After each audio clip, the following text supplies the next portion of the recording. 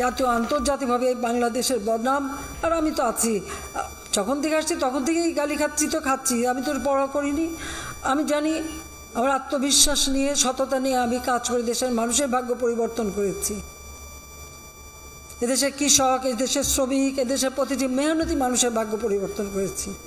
আজকের বাংলাদেশ সম্পর্কে প্রতিটি জায়গায় একটা মানে নেতিবাচক একটা মনোভাব হয়ে গেছে। এই যে এতদিন এত শ্রম দিলাম, কষ্ট দিয়ে, নিজের দিকে তো তাকাইনি, নিজের ছেলেমেয়ের জন্য কিছু করিনি। যেটুকু করেছি এদেশের মানুষের জন্য, যা কিছু করেছি মানুষকে দিয়েছি। প্রতিটি মিনিট, প্রতিটি সময়, দিন রাত পরিশ্রম করেছি। কারণ আমি জানি, আমি বলতাম যে টাইম ইজ টু শর্ট, কারণ আমি জানি যে কোন সময় ঘাতক আমাকে আঘাত করতে পারে। কারণ আমি বারবার মৃত্যুর মুখোমুখি হয়েছি, কিন্তু যতক্ষণ শ্বাস ততক্ষণ মানুষের জন্য কাজ করব।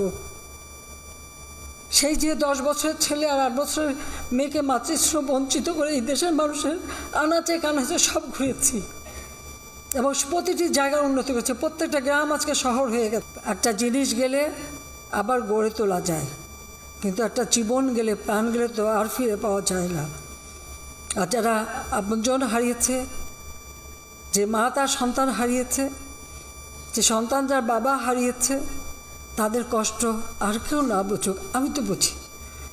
কারণ আজকে এই আগস্ট মাস আমি তো সেই বাবা মা ভাই সব হারিয়ে, সেই ব্যথা বেদনা কষ্ট নিয়েই এই বাংলাদেশে ফিরে এসেছিলাম। নিজের ছোটো ছোটো বাচ্চাদের মাতৃশ্রম বঞ্চিত করে, কেন?